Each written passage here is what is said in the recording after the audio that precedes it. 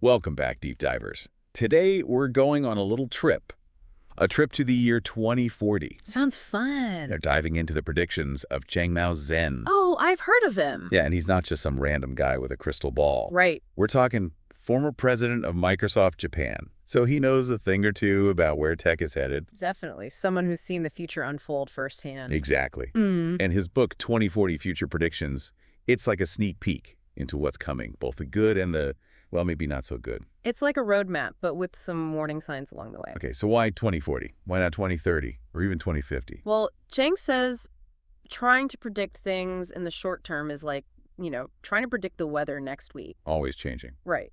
But over the long haul, trends emerge. I see. 2040 is far enough out that we can start to see those trends, like those long-term weather patterns. So we're getting the big picture, the long view. Exactly. And Cheng kicks things off with this idea he calls the resistance paradox. Oh, yeah, that's a good one. It's like, remember when people thought cameras would steal your soul? Oh, totally.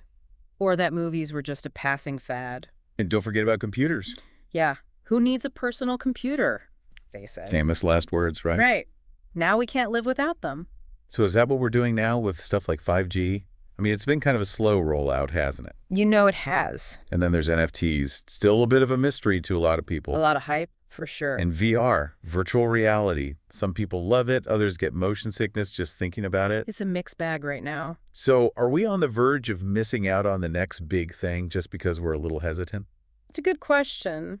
And Chang says this resistance to new tech, it's human nature. We're creatures of habit. We like what we know, even if something better comes along. Comfort zone, right. But like you said, look at computers, look at cameras. We adapt. And then they wonder how we ever lived without them. Exactly.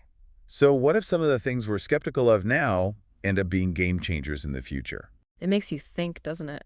What's today's version of cameras stealing souls? Makes you appreciate your smartphone a little more, maybe. Maybe. Okay, so let's jump into this world of 2040. And one of the biggest changes Chang predicts is in communication. Buckle up, because things are about to get fast. With 6G and even 7G on the horizon, we're talking speeds 10,000 times faster than what we have now. That's hard to even imagine. I know, 10,000 times. Imagine downloading a movie in like a second. Blink and you'll miss it. But it's not just speed. Cheng says, get ready for a world of, get this, 1,000 connected devices per person. 1,000? That's a lot of gadgets. Right now, we're at like, what, 2 or 3? Phone, computer, maybe a tablet. But in 2040, everything's connected. Your fridge orders groceries. Your clothes adjust to the temperature. Sensors are constantly monitoring your health. It's like living in a sci-fi movie. It is. But 1,000 devices, that's a lot of data. A lot of potential, too. But also a lot of potential for, well, problems. Concerns about privacy. Exactly. I mean, is anything private in that world? That's the big question. How do we balance convenience with security? Sort of trade-off we'll have to figure out. Definitely. Okay, so we've got super fast communication, a zillion gadgets. What else could there be? How about this? Chang predicts traditional TV and print media. Gone. Poof. Wow, that's a bold prediction. Replaced by streaming services and online platforms. Which are already pretty dominant. Exactly. I haven't had cable in years. Me neither.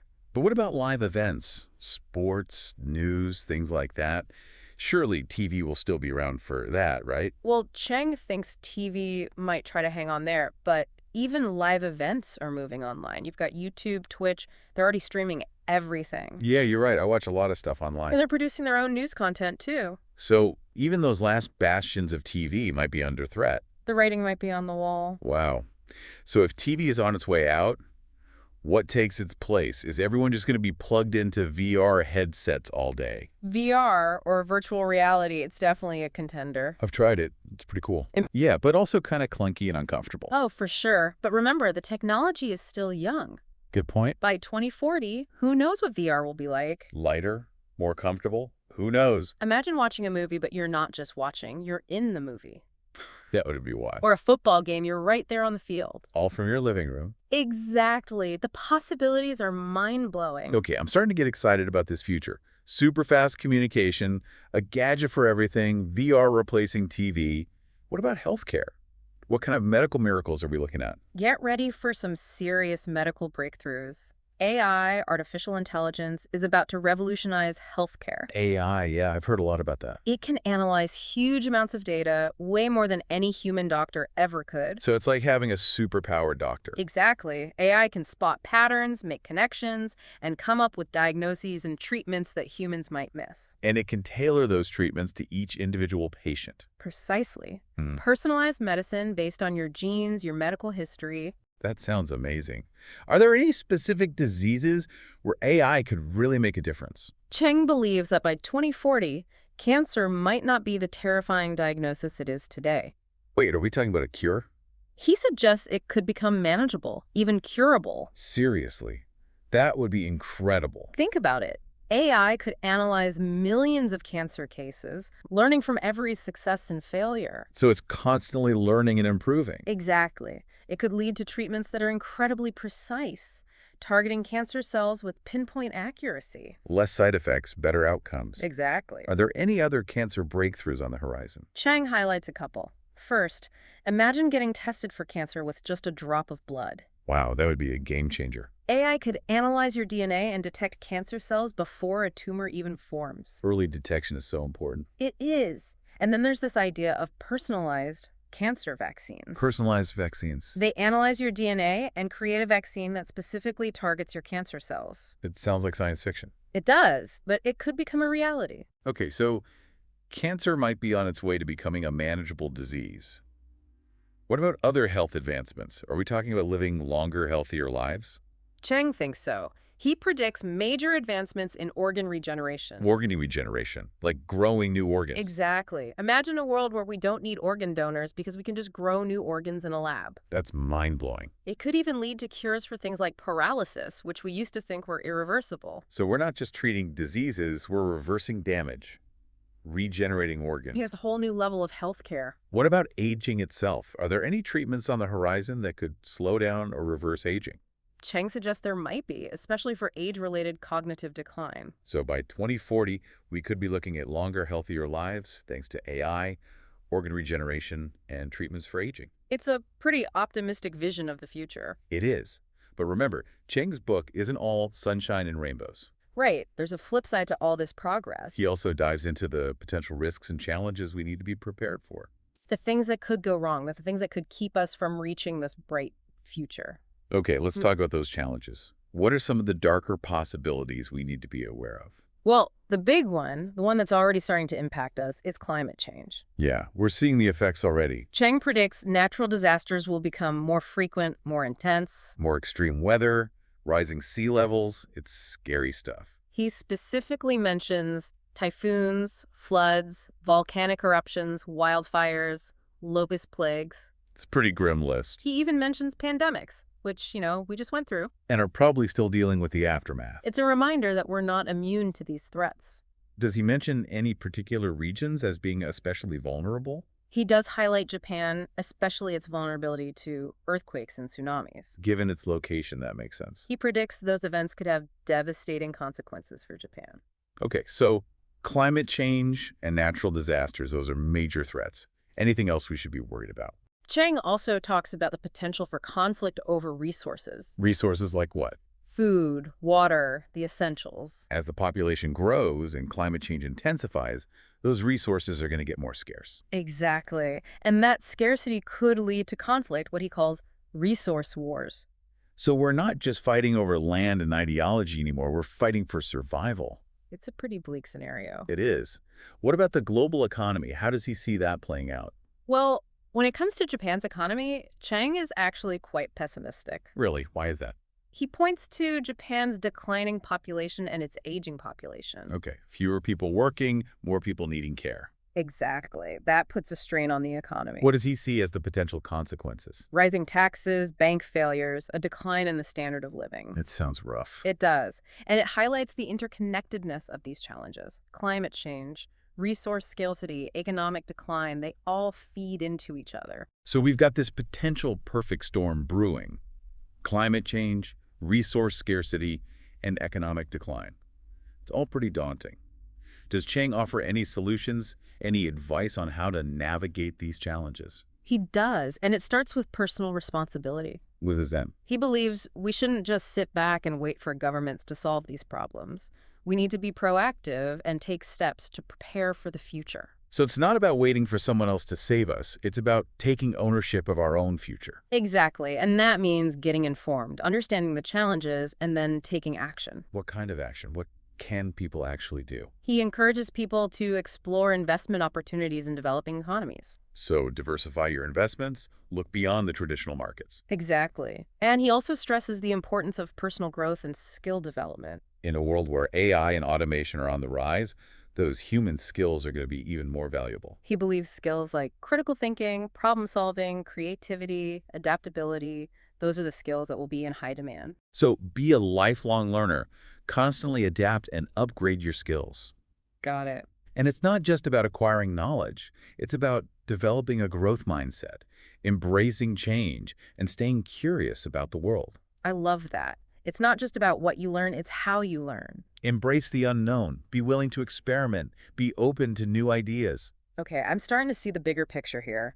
Stay informed, invest wisely, never stop learning. It's a lot to take in, and honestly, some of these predictions are kind of heavy. It is a lot, and some of it is pretty scary. But it's also empowering to know that we have a role to play, that we're not just powerless bystanders. Exactly, and that's what Chiang is trying to do, empower us to take action to shape the future we want. It's a call to action, a wake-up call, but also a message of hope. I think that's a great way to put it. We have the power to shape our destiny, both individually and collectively. And that's a powerful reminder. We're not just along for the ride, we're in the driver's seat. It's definitely a lot to process, all these predictions, and some of them are pretty wild. Yeah, it can be overwhelming to think about.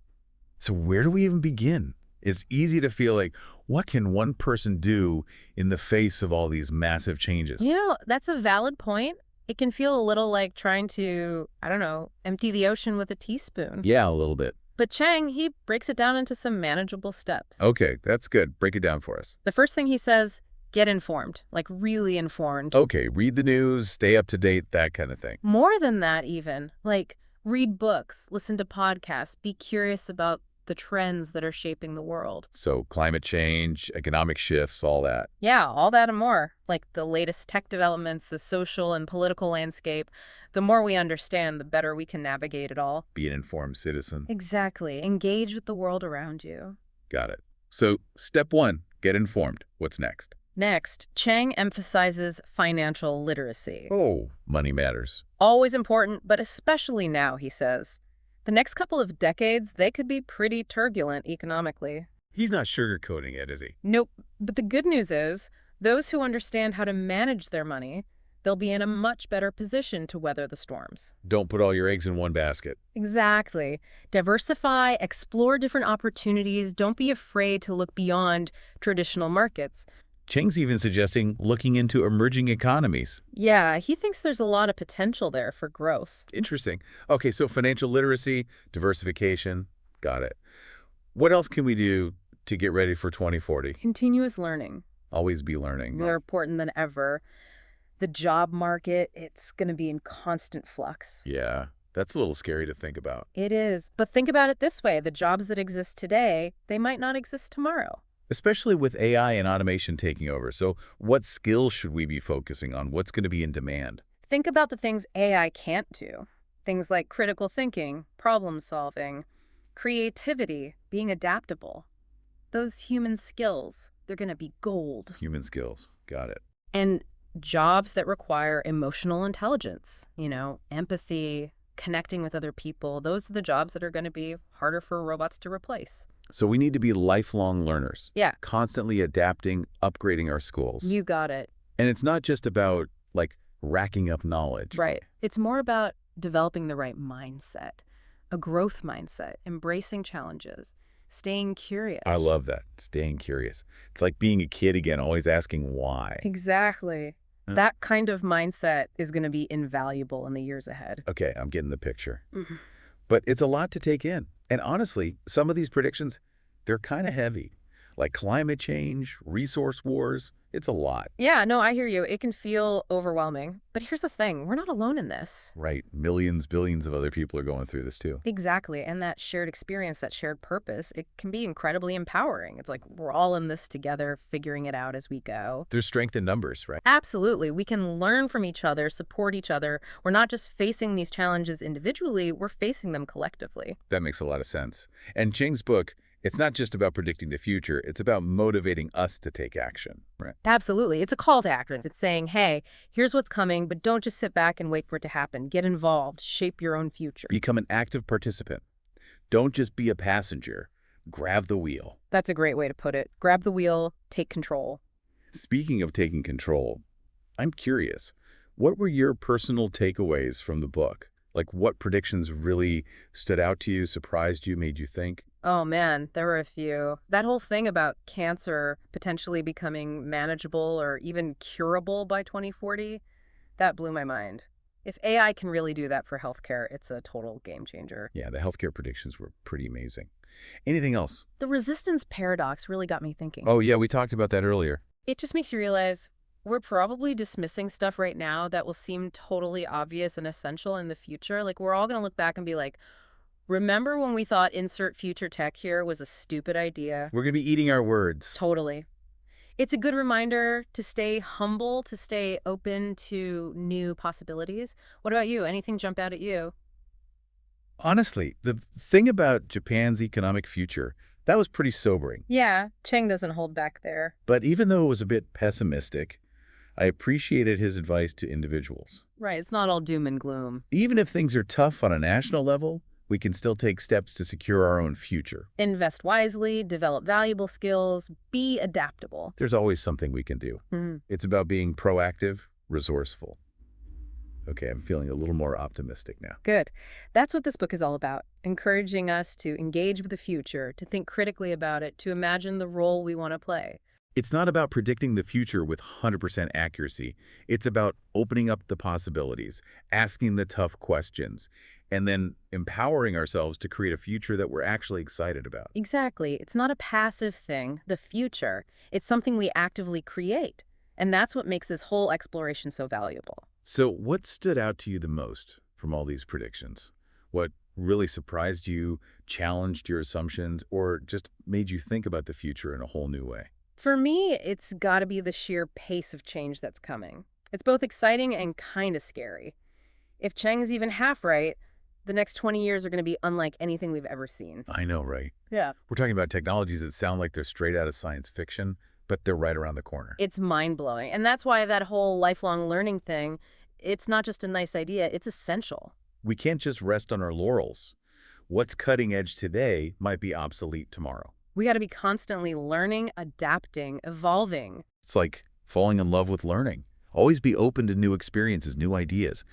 Because the world is changing so fast, if you're not learning, you're falling behind. You got it.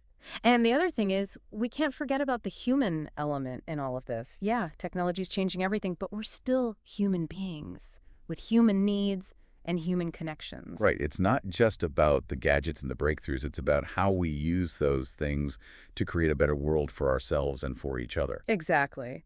And that's where I find hope, even amidst all the challenges. We humans, we have this incredible capacity for innovation, for collaboration, for resilience. We've been through tough times before, and we've always found a way to come out stronger on the other side. That's right. And I believe that same spirit, that same ingenuity will guide us as we navigate the complexities and uncertainties of the future. So it's not about every man for himself. It's about working together to create a more sustainable, more equitable future for everyone.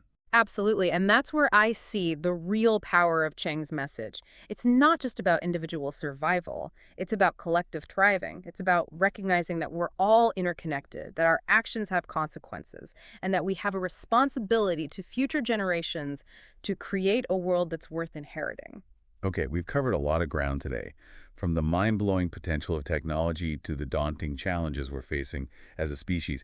But I want to bring it back down to earth for a moment. What does all this mean for our listeners? What can they actually do to prepare for this uncertain future? How can they turn these predictions into concrete actions?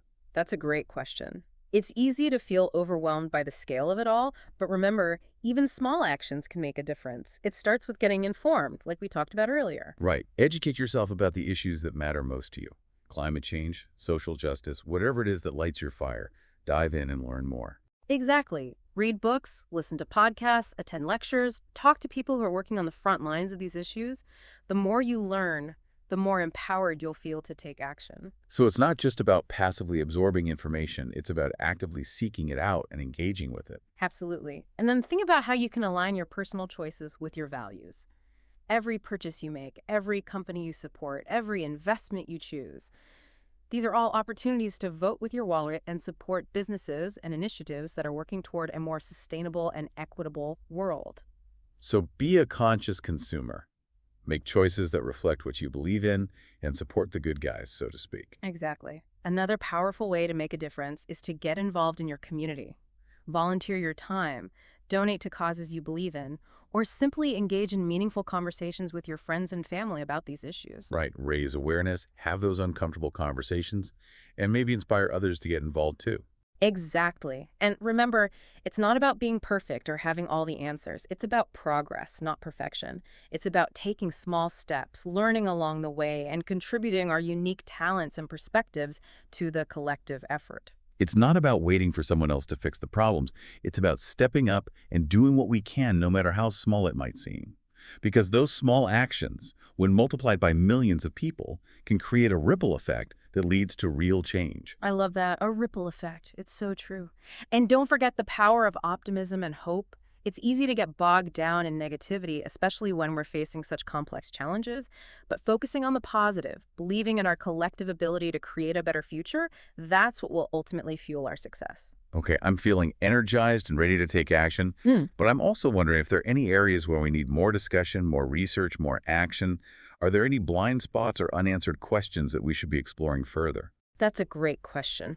One area that I find particularly intriguing is the ethical implications of emerging technologies, especially artificial intelligence. As AI becomes more sophisticated, we need to carefully consider the consequences, both positive and negative. We need to make sure that AI is used responsibly and for the benefit of humanity, not just for profit or power. Right, it's not just about the tech itself, it's about the ethical framework we create around it. Exactly. We need to be asking tough questions about bias, transparency, accountability, and the potential impact of AI on employment, privacy, and even our sense of identity. These are complex issues that require thoughtful discussion and careful consideration.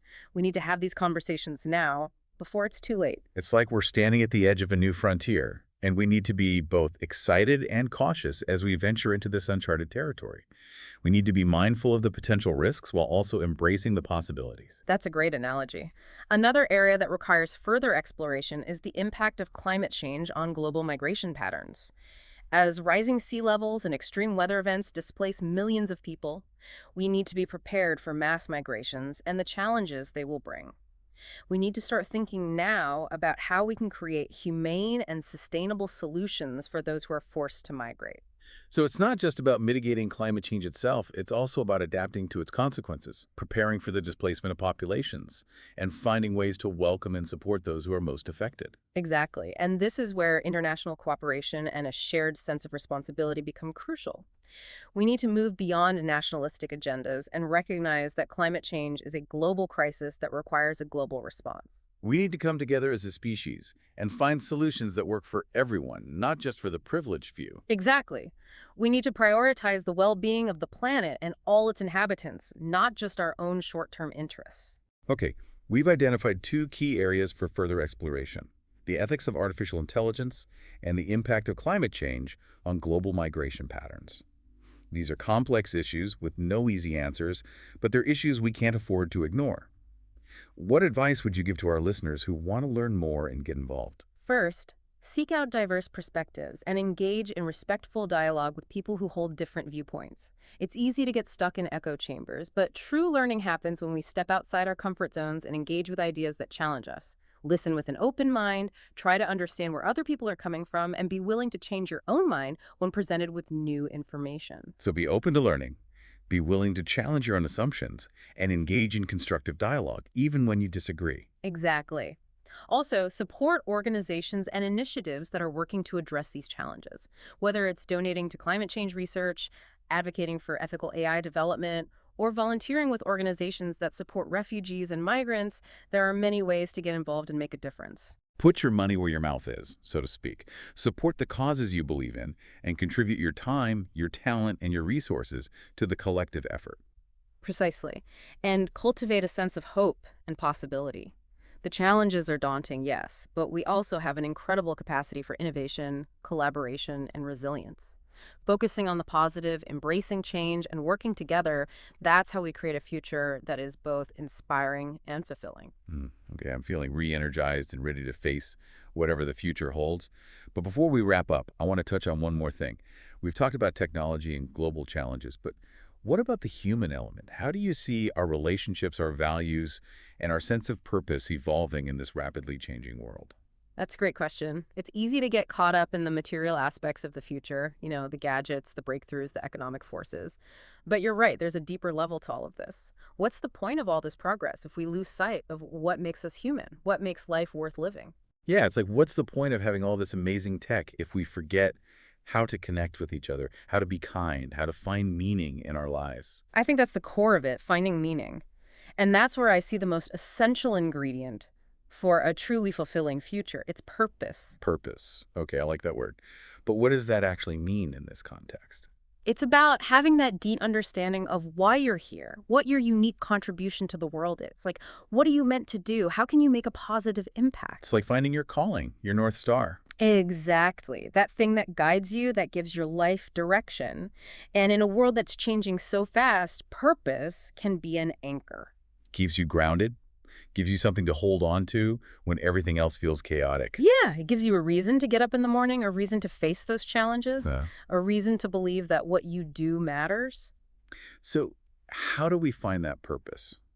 Is it something we're born with, or is it something we discover along the way? It's probably a bit of both, but I think it starts with connecting with your core values, recognizing your strengths, your passions, and then finding ways to use those to make a positive impact. So it's about self-awareness, using your talents for good, and contributing to something bigger than yourself. You got it.